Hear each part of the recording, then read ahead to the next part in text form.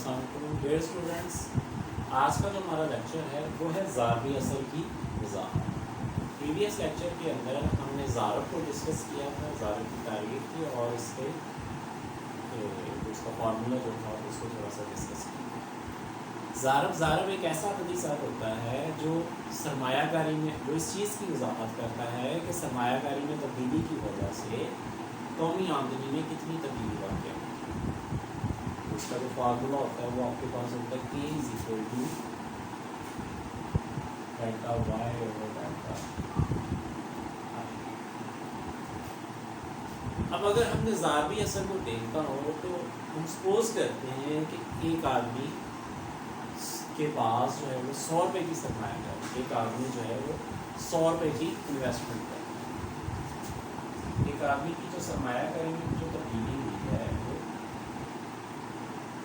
100 रुपये, उससे जो कौमी आमदनी में जो तब्दीली होगी वो हमने जज करनी है कि वो कितनी होगी।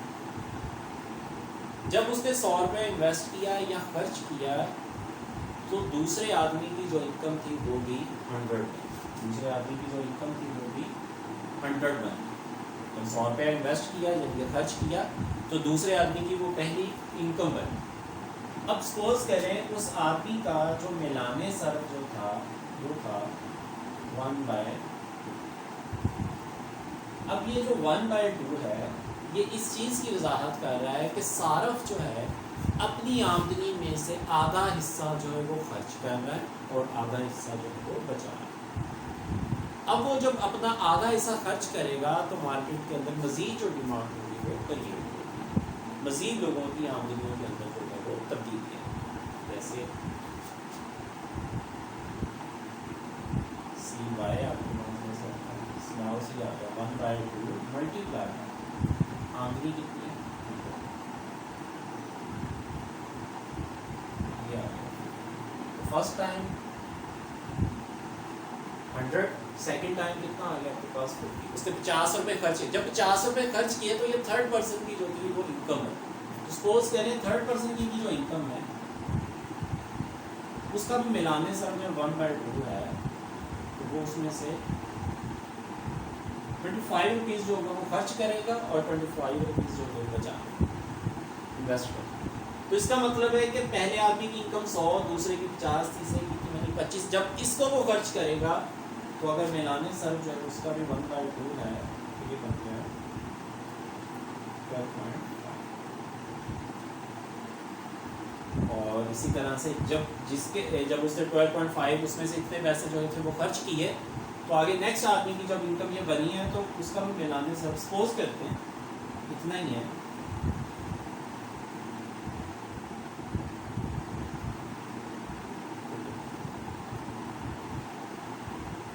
इसी तरह से आप इसको मज़ीद आगे कैलकुलेट करेंगे तो एट द एंड जाकर आप लोग देखेंगे 65, 25, 20 और ये 100। इसको जब आप काउंट करेंगे तो ये नियर अबाउट आपका राउंड अबाउट जो होगा वो 200 बनेगा, जो इस चीज़ की वजाहत कर रहा है कि सरमायाकारी में तब्दीली की वजह से कौमी आमदनी में जो तब्दीली हो रही है वो 200 रुपये। ये था ज़ारबी असर कि हम अगर 100 रुपये की इन्वेस्टमेंट करते हैं तो आप देखें उससे कौमी आमदनी में कई गुना ज़्यादा जो होती है वो तब्दीली है। और वो तब्दीली कितनी है 200 रुपये की तब्दीली।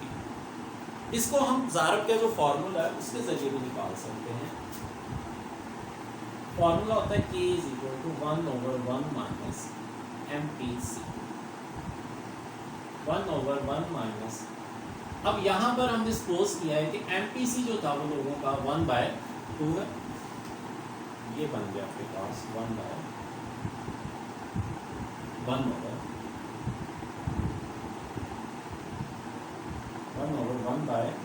और ये बन गया K की वैल्यू आपके पास आ गई है। सरमायाकारी में जो तब्दीली थी वो थी आपके पास 100। फार्मूला आपके पास मौजूद है। डेल्टा इस तरफ आकर क्या होगा मल्टीप्लाई होता है K multiply by delta I is equal to delta. अब जो K की वैल्यू है वो है आपके पास 2। सरमायाकारी में कितने की तब्दीली हो रही है 100 की तब्दीली हो रही है। तो ये हो गया इसका मतलब है कि ज़ारबी असर जो है वो हम इस फार्मूले के ज़रिए, ज़ारब के फार्मूले के ज़रिए भी जो है वो फाइंड कर सकते हैं, जो इस चीज़ की वजाहत कर रहा है कि अगर ज़ारब की अदली सर यानी कि ज़ारब की जो वैल्यू है वो 2 है, आपके पास ज़ारब की वैल्यू मालूम हो, आपको ये मालूम हो कि सरमायाकारी में कितनी तब्दीली हो रही है, तो आप इस चीज़ को डिफाइन कर सकते हैं कि आपकी कौमी आमदनी में जो होगी वो तब्दीली कितनी बार होगी। तो यहाँ पर ये जो के का जो फार्मूला है, आप कह सकते हैं के जो होता है वो बराबर होता है delta Y over delta I, ये बराबर होता है 1/1 माइनस MPC, और ये बराबर होता है 1/MPS। इसकी वजह ये होती है कि MPC प्लस MPS जो होता है ये बराबर होता है 1।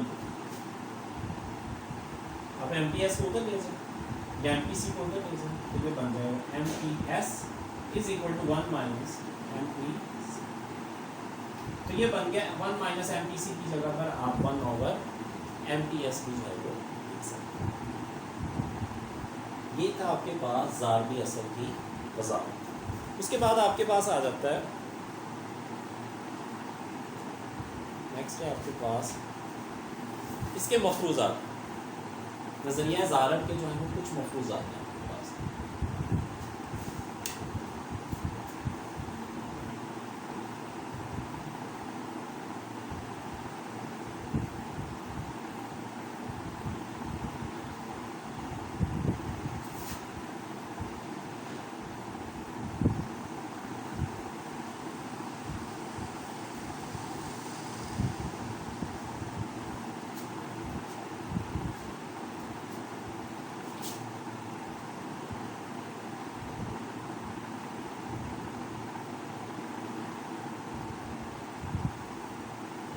मफरूज़ात में सबसे पहले जो है वो है कि यहाँ पर जो सरमायाकारी होनी चाहिए वो आपके पास खुद अख्तियार होनी चाहिए। सरमायाकारी कौन सी हो आपके पास?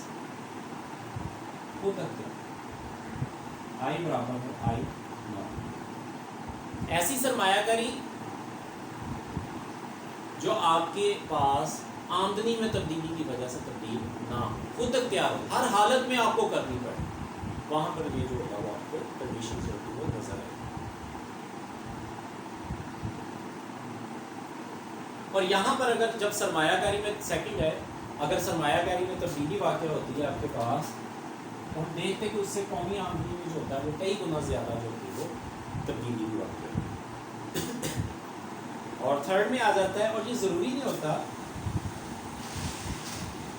कि जैसे जैसे आमदनियों में तब्दीली होती जाए आपके सर्फी अखराजात में भी उसी निस्बत से तब्दीली, आमदनी में और सर्फी अखराजात में फ़र्क हो सकता है, और आमदनी में तब्दीली और सर्फी अखराजात में तब्दीली का जो वक्फा है, जो तब्दीली है, वो एक दूसरे से जो है वो डिफरेंट हो सकती है, उनमें से डिफरेंट हो सकती है। और ये भी है, जैसे ही किसी सारफ के पास आमदनी आएगी वो फौरी तौर पर जो होगा वो उसको खर्च करेगा, यानी कि आमदनी में और सर्फी अखराजात के दरमियान गैप कोई नहीं होगा, जैसे ही उसके पास इनकम आ गई उसी वक्त जो होगा उसको खर्च करेगा। उसके बाद नेक्स्ट है दौलत की जो तकसीम होनी चाहिए वो तब्दील होगी, क्योंकि जैसे ही डिस्ट्रीब्यूशन चेंज होगी तो साथ ही आप लोगों का जो कंजम्पशन पैटर्न है वो चेंज होगा, आपकी जो डिमांड चेंज होगी, और उसी को देखते हुए जो आपकी इन्वेस्टमेंट होगी वो चेंज होगी। और इसके अलावा फैशन, रस्म व रिवाज, ट्रेडिशन वगैरह जो इनके अंदर भी जो है वो तब्दीली नहीं होनी चाहिए। दरामदात या टैक्सों की सूरत में भी कोई भी जो नया टैक्स है, नया अखराजात हैं, वो आपको बर्दाश्त ना करें। तो ये थे आपके पास नज़रिया ज़ारब के स्टूडेंट्स। आज के लिए आज का जो हमारा लेक्चर था वो यही तक था। इंशाल्लाह नेक्स्ट टॉपिक के साथ मिलेंगे। अपना बहुत सारा ख्याल रखिएगा।